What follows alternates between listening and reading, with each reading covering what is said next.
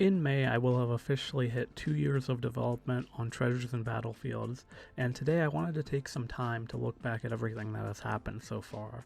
This project has grown far beyond what I imagined when I first started it, so today I'm doing some retrospection, where the game began, how it evolved, and where it's heading next. If you enjoy the video, be sure to leave a like and subscribe to the channel if you are interested in following the development of the game. And also the store page is live, so feel free to wishlist it as well. Now, in the very beginning when I first opened the project, I had no idea what the game was going to become. I had, a basic vision in my head. I even wrote down a few notes, but I had no idea what I was going to do. So I started with some simple, setup stuff like making basic movement, a test environment, having different placeholder objects, and just experimenting with different things, just to see what felt fun and what felt right. I wasn't completely sure about the art direction or systems or the identity. I knew I kind of wanted to go with a voxel art style, but that was kind of it in terms of direction. I didn't know how exactly I wanted it to look other than just blocky models. And when I had first started trying to build an actual commercial game, I had started one project that the very beginning feels very similar to the beginning of how this project started. And as you can see here, this is what the old project looked like, and then this is kind of like what the beginning of this current project, Treasures and Battlefields, kind of began.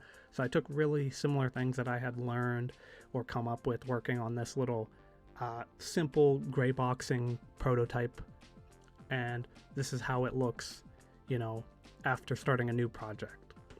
And then after I had started making that test environment, I started off, making different rooms and trying to get the teleporting between rooms working. And so you can see here just going from, just a couple of rooms, just making sure that all works correctly. And you can see kind of like a test shop here as well. And so the early days came with plenty of challenges. Stuff broke, AI didn't behave, weapons fell off, and there were moments where it was unclear if all of these would, come together to make a cohesive vision.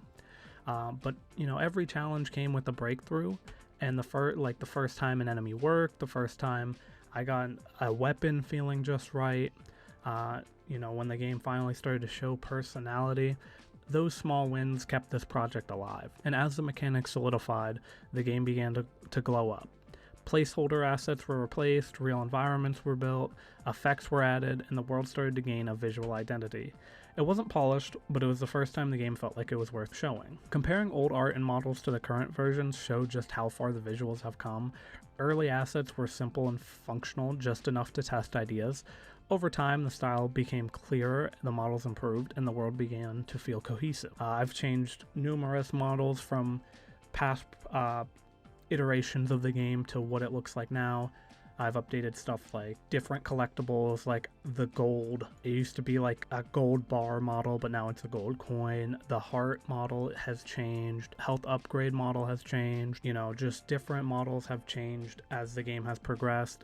Just stuff that I feel fits the vision of the game better. And today the environments are more fleshed out with the overall presentation much closer to the vision that I had in my head after I did work through the beginning.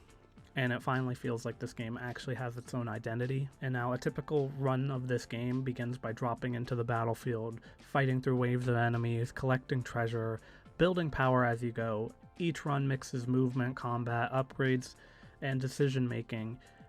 There's several different upgrades in this game, or abilities, and you can't have all of them. You can't just stack them all. You have to make some sort of decision what type of build you want to go for. The goal is to survive, get stronger, and push as far as possible. And the gameplay centers on fast movement, chaotic combat, and just trying to find treasure with that explosive action. This part of the game has seen the most iteration, and it's finally approaching the intended feel a little bit. There's still a lot more stuff I want to do. And between battles, treasure can be spent in the shop. As I mentioned, upgrades, abilities, and items change how each run plays out. The system is still evolving, but it already adds strategy and variety. And I still have a lot planned for Treasures and Battlefields. Development is far from over. I haven't even released an actual demo, and that is my next goal, as I'm hoping to have a polished demo released here in the next couple months. I had just done some playtesting last month, and I got some really good feedback, as I mentioned in the previous devlog that I've done. And then smaller tweaks are constantly being made, UI improvement, pacing adjustments, refined effects, and just general polish. I know that the version that I sent out for playtesting, the UI already looks so much better in the current iteration of the game than that version that was sent out. And then I'm also, balancing systems, which is an ongoing process. Weapons, abilities, enemies, and treasures all need to feel fair and fun. Numbers are adjusted regularly to keep the experience gauging. I've just been working on balancing the shop recently because I've actually added a bunch of new abilities and upgrades that weren't there when people had initially playtested the game. So that's exciting. So now I'm trying to make sure that alongside that decision making that the player, has enough gold to make those decisions. And then, bug fixes. I mean, you can't talk about anything development related without talking about bug fixes, and that's a continuous effort. Every new feature introduces new issues, and each update is an opportunity to clean things up and improve stability. And then also in terms of this YouTube channel, I'm trying to create more content for the game and just more content in general. I have some content specifically about the game planned, and then I have some more just like generalized content as well, so that's some other stuff I want to get going with this channel. If you enjoyed seeing the progress of Treasures in Battlefield, there's a lot more coming. The world will continue to grow and the journey is far from over. And if you're interested in playing the game, wishlisting it on Steam helps more than you know. And if you want to follow development, be sure to subscribe to the channel. And if you enjoyed the video and want to support the channel, like the video as well. And I will see you all in the next video. Peace.